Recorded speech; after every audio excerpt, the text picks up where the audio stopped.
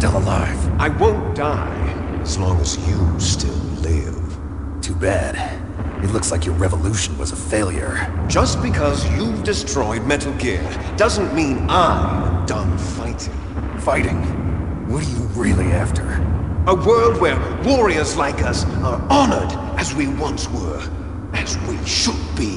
That was Big Boss's fantasy. It was his dying wish.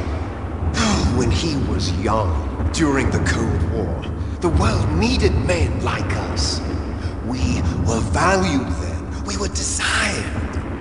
But things are different now. With all the lies and the hypocrites running the world, war isn't what it used to be.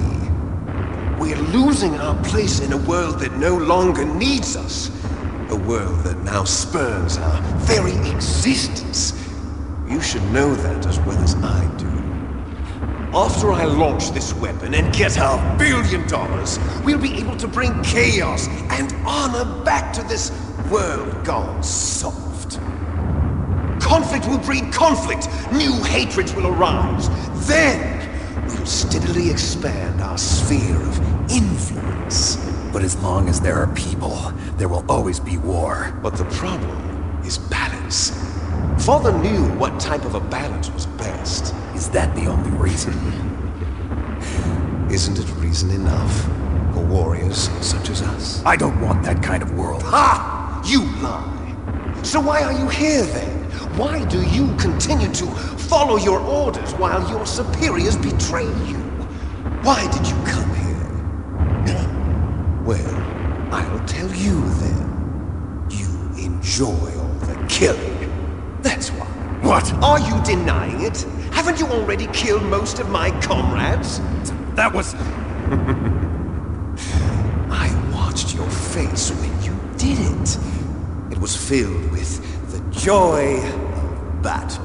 You're wrong. There's a killer inside you. You don't have to deny it. We were created to be that way. Created? Les enfants terribles. The terrible children. That's what the project was called. It started in the 1970s. Their plan was to artificially create the most powerful soldier possible. The person that they chose as the model was the man known then as the greatest living soldier in the world. Big Boss. But Father was wounded in combat and already in a coma when they brought him in. So they created us from his cells, with a combination of 20th century analog cloning and the super baby method. Super baby method. They fertilized an egg with one of Father's cells, and then let it divide into 8 clone babies. Then they transferred the clones to someone's uterus, and later intentionally aborted 6 of the fetuses to encourage strong fetal growth. You and I were originally octuplets. Octuplets? Yes.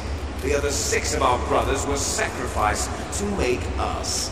We were accomplices in murder before the day we were even born. So it was you and I, 2 fertilized eggs with exactly the same DNA. But they weren't finished yet. They used me as a guinea pig to create a phenotype in which all of the dominant genes were expressed. To create you. I got all of the recessive genes. You took everything from me before I was even born. But you and I aren't his only children. What? The Genome Soldiers. They too are his progeny, carrying on his genetic legacy. But they're different. They're digital. With the completion of the Human Genome Project, the mysteries of humanity were laid bare.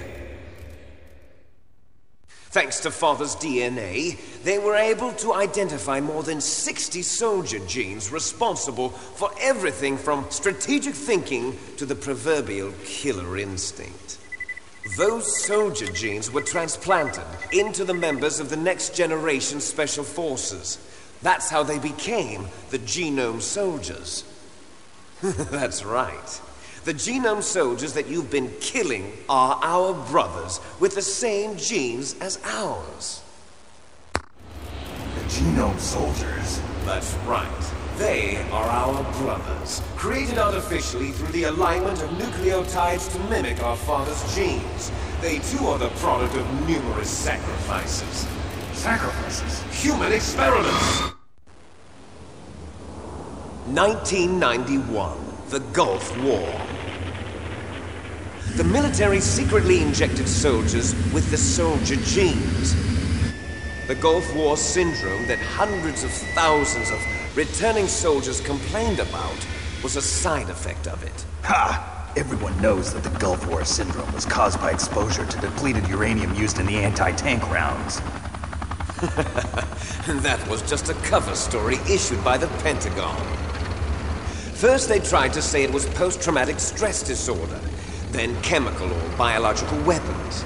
The poison gas detection units and the anti-sarin injections, they were all just a cover-up of the secret genetic experiments. So then, the so-called Gulf War babies that have been reported by Gulf War veterans are... Yes, they too are our brothers and sisters. So the genome soldiers mean that the experiments were a success? Success? Don't be a fool! They're a complete failure! We are on the verge of extinction. What?